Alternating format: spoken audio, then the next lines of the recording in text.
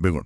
आज हमारे पास कुछ दिलचस्प स्रोत हैं, जाट उद्गम से आधुनिकता तक। हम्म। ये समुदाय आप जानते ही हैं, खासकर उत्तर भारत और पाकिस्तान के कृषि जीवन का एक अहम हिस्सा रहा है। हम्म। हरियाणा, पंजाब, राजस्थान, उत्तर प्रदेश जैसे राज्यों में इनकी काफी मजबूत उपस्थिति है।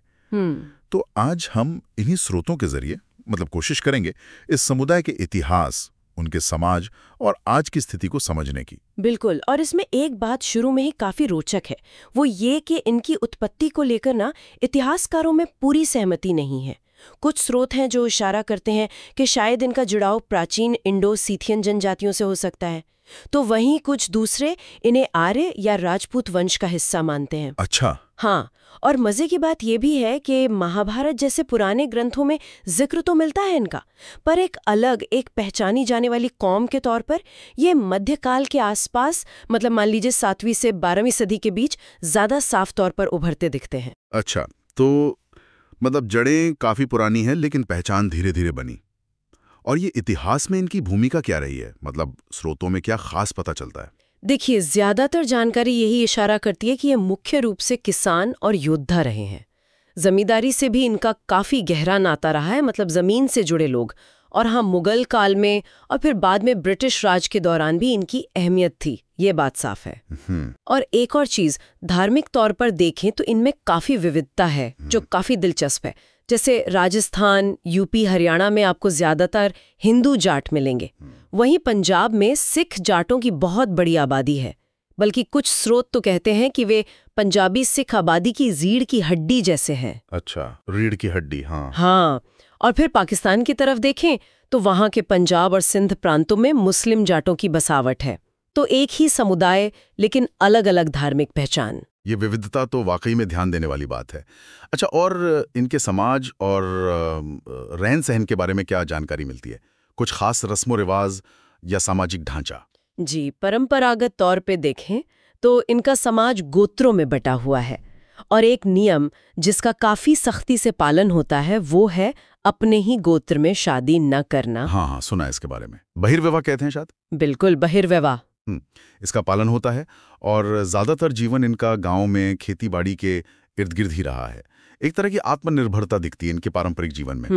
इन स्रोतों में अक्सर उनके मजबूत डील डॉल का जिक्र आता है, उनके सीधी बात कहने वाले स्वभाव का, और हाँ, किसी भी तरह के दबाव या जुल्म का विरोध करने का एक मिजाज, वो भी मेंशन किया गया है। हाँ, और राजनीति में भी इनके असर की बात तो अक्सर सुनने को मिलती ही है।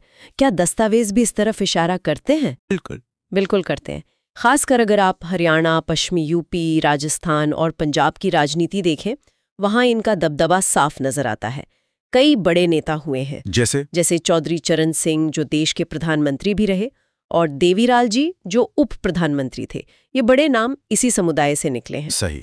कुछ दस्तावेज तो ये भी बताते हैं कि कैसे चरण सिंह ने ग्रामीण और किसानी मुद्दों को राष्ट्रीय राजनीति के एकदम केंद्र में लाने में अहम भूमिका निभाई थी। और भी नाम हैं, जैसे भूपेंद्र सिंह हुड्डा, अजीत सिंह, कैप्टन अमरिंदर सिंह। ये सब नाम इनके राजनीतिक रसूख को दिखाते हैं। काफी प्रभावशाली। अच्छा, और आज के दौर के मुद्दे, क्या इन स्रोतों में उनका भी जिक्र है? जैसे वो आरक्षण की मांग वगैरह चल रही थी। हाँ, उसका जिक्र तो काफी अहमियत से किया गया है। पिछले कुछ सालों में ये देखने में आया है कि जाट समुदाय शिक्षा और सरकारी नौकरियों में अन्य पिछड़ा वर्ग, मतलब ओबीसी कोटे के तहत आरक्षण पाने के लिए आंदोलन करता रहा है। हाँ, ये तो खबरों में था काफी।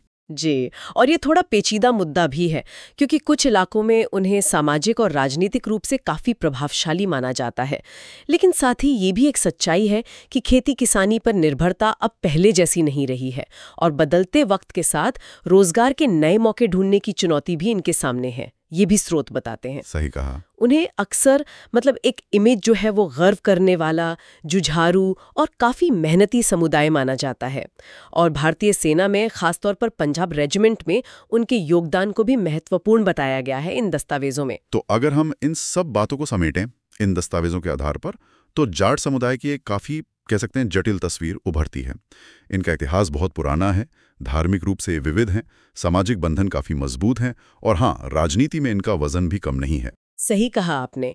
और शायद सबसे दिलचस्प पहलू यही है देखना कि कैसे एक समुदाय जिसकी पहचान उसकी खेती किसानी की जड़ों से और एक जमाने की योद्धा परंपराओं से जुड़ी हुई है, वो आज आरक्षण जैसी समकालीन मांगों और आधुनिकीकरण की चुनौतियों के बीच अपना रास्ता कैसे तलाश रहा है।